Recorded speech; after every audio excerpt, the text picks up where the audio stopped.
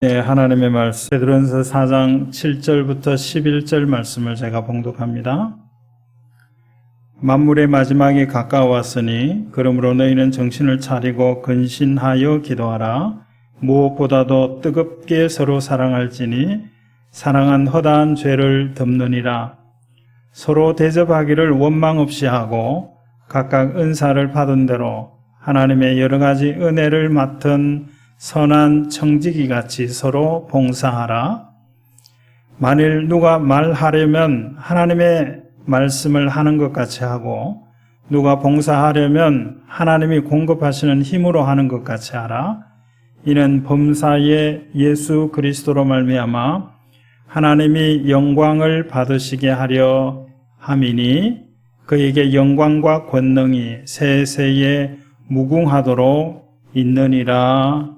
아멘. 모든 것에는 마지막이 있습니다. 모든 것에 마지막이 있다. 그 모든 것 가운데는 우리도 포함될 겁니다. 그 모든 것의 지금 상태는 기울어져 있는 상태라고 보여집니다.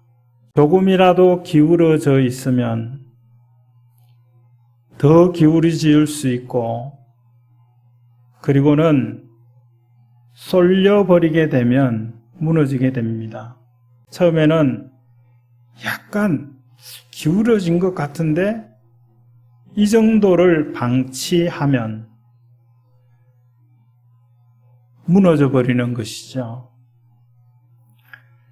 이 마지막 때가 가까웠다고 할 그때에 그것을 되돌리는 일들은 우리가 할 수 있는 일은 아닌 것 같습니다.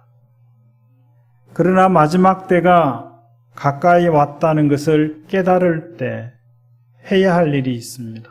할 수 있는 일이 있습니다. 어떤 느낌을 갖습니까? 마지막 때 끝나는 시간, 은퇴의 시기, 임종할 때, 이런 단어를 생각할 때 어떤 느낌을 갖게 됩니까? 이때 우리가 해야 할 일, 마지막이 가까워오면 사람들은 이렇게 하라고 하고 있습니다. 주변 정리를 하라 그럽니다. 그런데 만물이 마지막 때가 된 것을 알면 이런 정리를 하기보다는 오늘 말씀에는 기도하라. 너무나 많이 들었고 늘 듣는 거고 또 기도하라 그러냐? 왜 기도하라 그럴까요? 마지막 때에도 기도하라는 겁니다. 기도하는 것을 보는 세상 사람들은 저 사람들도 기도하네? 자기 일을 자기 스스로 계획하고 실행하고 개척하고 헤쳐나가지 못하고 기대고 있네? 그래서 종교인들을 연약한 사람들로 그렇게 여기면서 종교를 가지지 않으려고 할 뿐만 아니라 종교를 가지고 있는 사람들을 폄하합니다. 그들이 그렇게 말하는데 우리 스스로가 기도할 필요 있어? 라고 생각하고 있는 것은 없는지 모르겠어요. 마지막 때에도 기도하고 또 언제 기도합니까? 시작할 때도 기도합니다. 또 언제 기도하고 있습니까? 살아가는 동안에 기도하는 겁니다. 기도하는 것은 늘 해야 할 일입니다. 마지막 때에도 기도하는 일. 그만큼 중요한 일이다라고 하는 말씀입니다. 이 기도하기 위해서 두 가지 일을 하라 그럽니다. 하나는 정신 차려라, 하나는 근신하라 그랬어요. 두 가지는 같은 것일 겁니다. 정신 차리라는 것은 그 뜻은 건전한 마음을 가져라. 건전한 마음. 기도하는 것은 하나님을 대하는 것이라면 건전한 마음으로 하나님을 대해라. 또 근신하라고 하는 것은 근신해라. 자기를 통제하는 거예요, 스스로.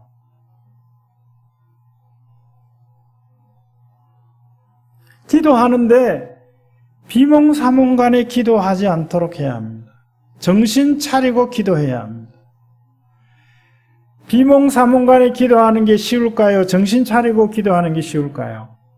어떤 면에서는요, 정신 차리면 기도하다가 중단하는 경우들이 있어요. 기도는요, 하나님이 기도하게 하시는 면들이 강하거든요. 나는 이렇게 기도하고 싶은데 하나님은 저렇게 기도하게 하시는 거예요.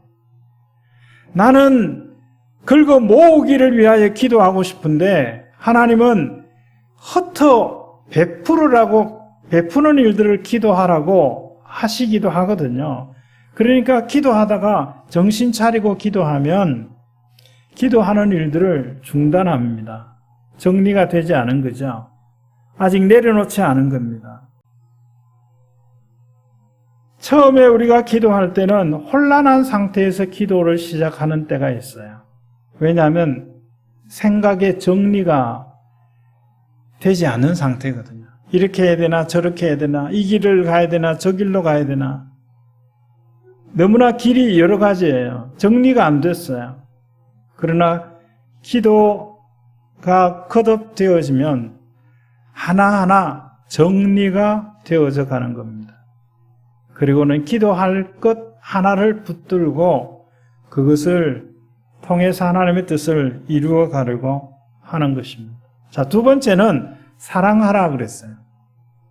사랑하라 그랬고 대접하라 그랬고 그리고는 봉사하라. 이 봉사는 섬기라는 말인데 이 세 단어 사랑해라. 먼저 사랑하라는 말은 헬라어에는 사랑이라는 단어가 4가지 정도가 있어요. 그 중에 하나님이 하시는 사랑을 여기에 기록했어요. 아가페하라 그랬어요. 아가페하라. 하나님이 하시는 사랑을 하라는 거예요. 자, 그 사랑을 어떻게 하는가 하면 뜨겁게 하라 그랬어요.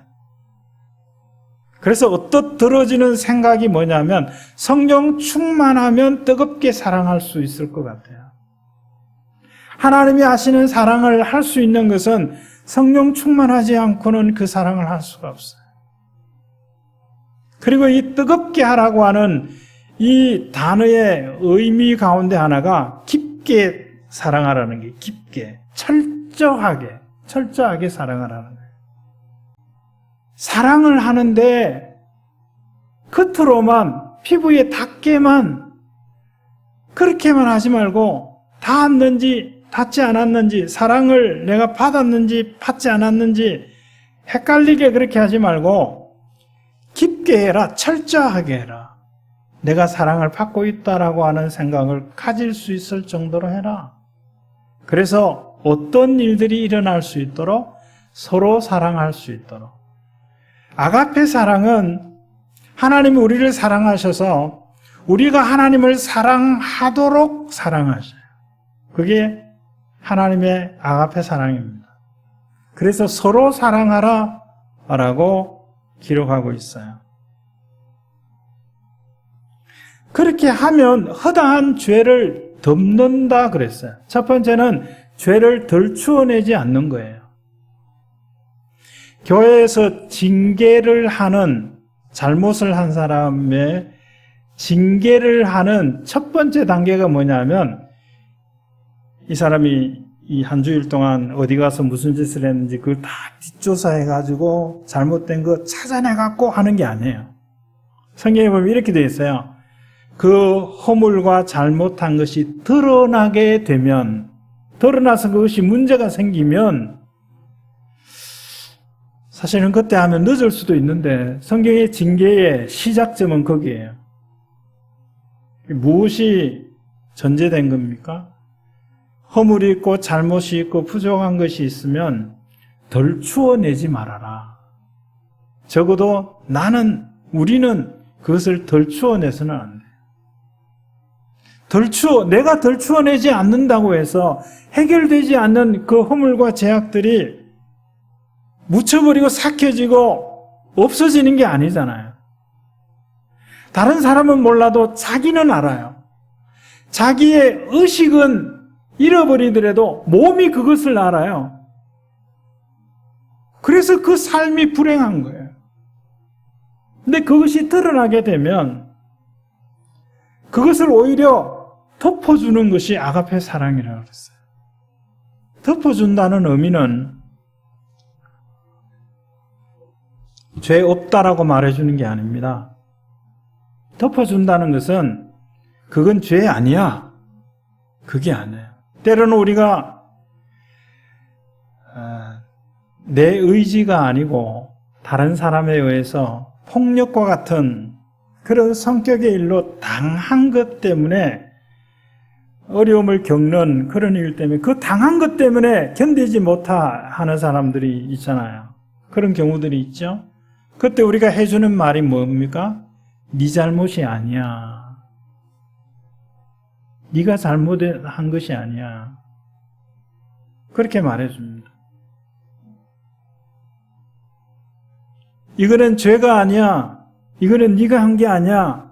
이 정도로 말해주는 것이 죄를 덮어주는 게 아니에요. 아가페 사랑, 하나님의 사랑은 그 사랑이 죄를 덮는데, 덜추어내지 않고 덮는데 어떻게 했길래 덮여지는가? 담당하시기 때문에 그랬습니다. 그게 십자가 사건입니다. 십자가 사건이에요. 하나님을 믿지 않는 그 죄를 지은 그들이 너 그 죄 아니야, 네 잘못 아니야, 그렇게 하는 게 아니라 대신 담당해서 벌을 받으시는 거예요. 그것이 십자가 사건입니다. 세 번째는 대접하라 그랬어요. 이 대접하라는 것은 친절하게 대하라라고 하는 그런 뜻이에요. 대접하라 그러면 목마른 사람에게 물을 대접하고 배고픈 사람에게 밥을 대접하고 또 자존심을 세워주고 이런 것들도 있지만 다르게 표현하면 친절하게 대하라 하는 거예요. 그런데 우리 성경에는 그게 좀 표현이 조금 덜 되어 있는데 누구에게 친절하게 대하라 그랬냐면 낯선 사람에게 친절하게 대하라 했어요. 낯선 사람을 대접하라는 거예요. 성경에 나그네 대접하라고 하는 말은 많이 있잖아요. 나그네를 왜 대접해야 합니까? 도와주지 않으면, 인도해주지 않으면, 가르쳐주지 않으면 얼마나 시행착오하고 시간 낭비하고 고생하고 그렇게 할 사람을 친절하게 대해줘라 라고 하는 겁니다. 그런데 이 코로나19 이 상황이 우리로 하여금 이것마저도 앗아간 것 같아요. 몇 달 전부터 우리가 다시 매뉴얼을 해서 카드를 준비해서 교회 처음 오시는 분들을 방문 카드를 쓰든지 아니면 등록 카드를 쓰든지 이렇게 안내를 했어요. 그래서 인적 사항을 이렇게 파악을 하면서 그렇게 했는데 아마 작년 말쯤이나 그럴 때는 낯선 사람이 예배드리러 오는 것이 긴장이 되는 거예요. 저 사람이 누군지. 특히 친절히 대하는 마음이 사라져버렸어요. 우리에게까지 그것이 없어져 버렸어요. 낯선 사람에게 친절하게 대하는 거예요. 이 낯선 사람, 나와 다른 사람이에요. 나와 생각이 다르고요. 나와 추구하는 것이 다르고요. 내가 하는 삶이 다르고요. 쉬운 일이 아니에요. 이 친절하게 한다는 거, 특히 낯선 사람에게 친절하게 한다는 거, 이거 쉬운 일이 아닙니다. 맨정신으로 할 수 있는 일이 아니에요. 그런데 마지막에 가까운 것을 깨달게 되면 이런 일들을 하라고 하셔요. 하라고 그러셔요. 자, 네 번째로 봉사하라. 이 봉사하는 것은 섬기는 겁니다. 위하여 일하는 겁니다. 다른 사람을 위하여 일하는 거예요. 보수가 주어지지 않아도 하는 일들입니다. 학생들이 봉사 점수를 위해서 봉사 활동을 하게 했었죠. 지금도 하는 것 같기는 합니다만은. 또 어떤 벌의 일종으로 사회봉사 명령을 받는 그런 경우들도 있죠. 그런 경우는 그 봉사를 해도 자원하고 기쁜 마음으로 하기가 쉽지 않을 것 같아요. 그런데 생각보다 우리 사회를 굴러가게 하는 것이 이 봉사하는 삶입니다. 얼마나 많은 사람들이 봉사하는지 몰라요. 사실은 교회 안에서 이 하는 대부분의 일들이 봉사하는 일이잖아요. 그러니까 귀한 거예요. 마지막 때가 가까웠다는 생각을 갖게 되면 이 봉사하고 섬기는 일들을 하라는 겁니다. 자, 그런데 이 대접하는 일과 친절하게 대하는 일과 다른 사람을 위하여 일하는 이 일들을 할 때에 10절에 보면 어떻게 기록했냐면 10절에 보면 이렇게 기록했어요. 각각 은사를 받은 대로 하나님의 여러 가지 은사를 맡은 선한 청지기 같이 서로 봉사하라. 근데 이게 다른 번역에서는 어떻게 번역됐냐면 봉사하기 위하여 하나님이 주신 은사 이렇게 기록을 했어요. 은사를 주셨는데 왜 은사를 주셨냐면 봉사하라고 은사를 주셨다고요.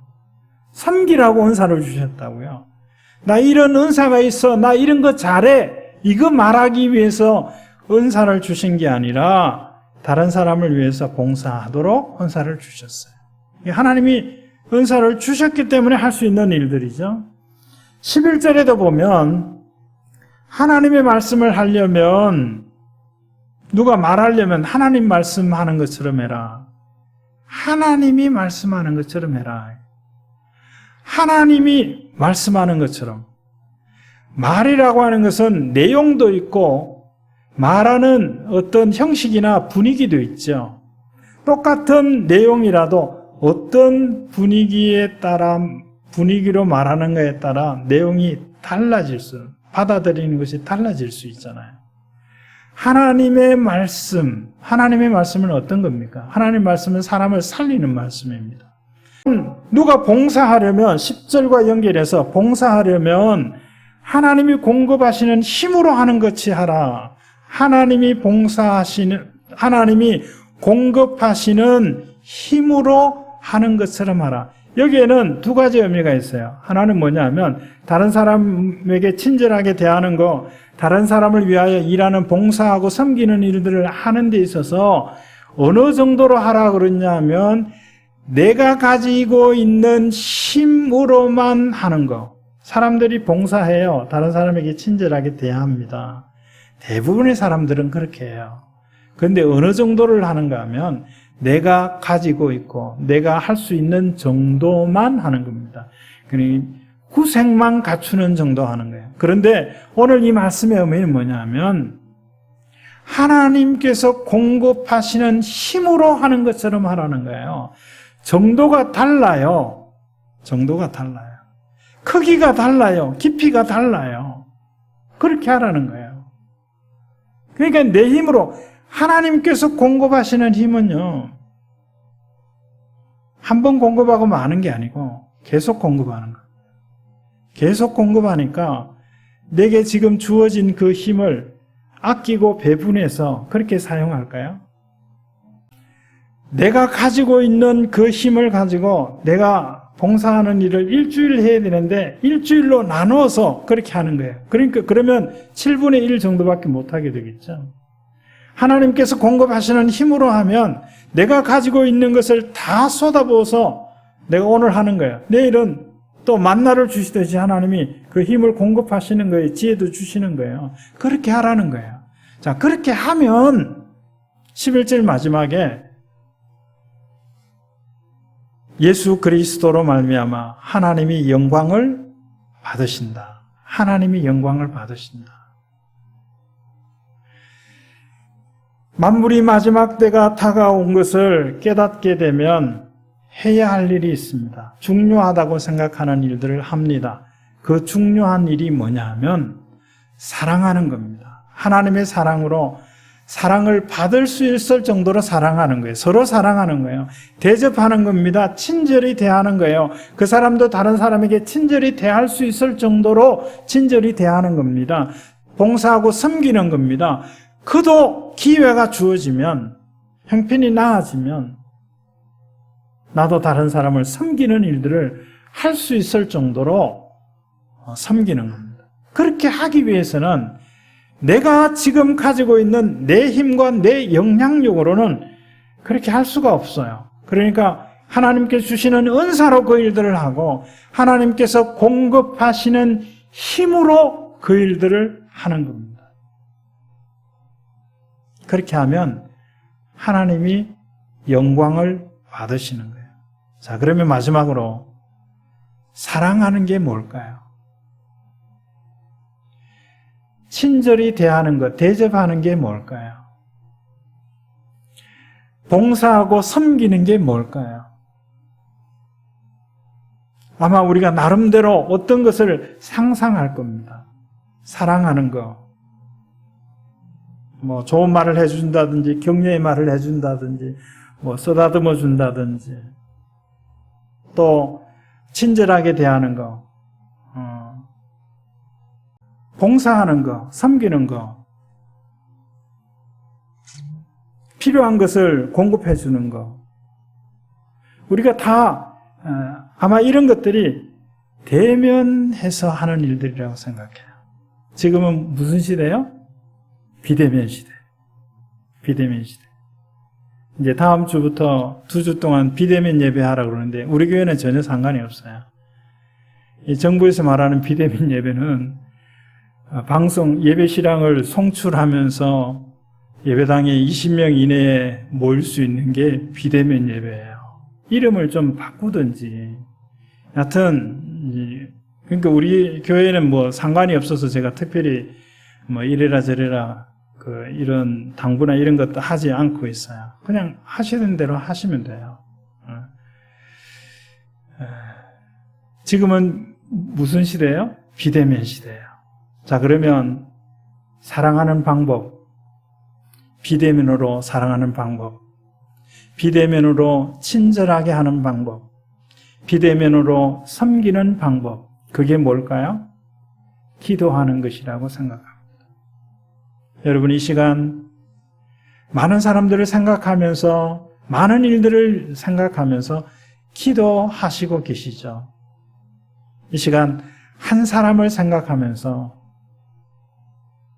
오늘 내가 이 사람을 위하여 기도하겠다고, 비대면으로 사랑하겠다고, 비대면으로 친절을 베풀고 비대면으로 그를 섬기겠다고 정하실 수 있기를 바라요. 또 하나는 대상이 아니라 어떤 일에 대해서 저는 며칠 전부터 이런 기도를 합니다. 수지의 성산교회에서 지난 작년 1월 1일에 성탄절 전야제를 했어요, 교회에서. 평소에 하던 대로 해버렸어요. 이제 담임 목사님이 부서에 다 이렇게 통제가 제대로 안 됐었던 것 같아요. 그래서 연습할 때 애들끼리 연습하고 뭐 한 200명이 모여갖고 이렇게 했어요. 그리고 그 교회 결국은 뭐 100몇십 명이 확진자가 되고 교회는 6주간 폐쇄가 됐어요. 목사님은 격리됐어요, 사모님하고 같이. 근데 11일 만에 이제 풀려나셨대요. 이제 나오시게 됐는데, 나오시면서 코로나 검사를 해달라고 그랬대요. 그러니까 할 필요가 없다고 안 해주더래요. 이해를 못 했는데, 나중에 그래서 저도 그 이야기를 듣고 좀 알아봤더니, 확진이 되고 나서 양성 판정을 받고 한 열흘 2주 정도 지나고 아무 증상이 없으면 다른 사람에게 감염시키지 않는데요. 균이 이제 소멸됐기 때문에 증상이 안 나타난다는 거예요. 그래서 코로나 검사를 안 하고 그냥 내보낸다는 거예요. 본인도 이해하지 못하고 쉽게 이해하지 못하는 그런 일들을 하더라고요. 그러니까 일리가 있어서 그렇게 한대요. 이게 무슨 말씀인가 하면 이 코로나에 관련돼서 지금 지금 계속해서 코로나 확진자가 오늘은 모르겠지만 어제 1300 몇십 명 나왔잖아요. 검사를 1000명만 하면 1300명 나올 수가 없어요. 이게 뭐냐면 검사하는 사람이 굉장히 많아졌어요. 검사하려면 얼마 내야 돼요? 우리 곽 권사님 그 전에 검사 한번 하셨죠? 한 10만 원 내야 돼요. 근데 요즘에는 10만 원 안 내도 공짜로 검사해줘요. 그러니까 조금만 이상이 있으면 검사를 받아요. 검사하는 사람이 굉장히 많아졌어요.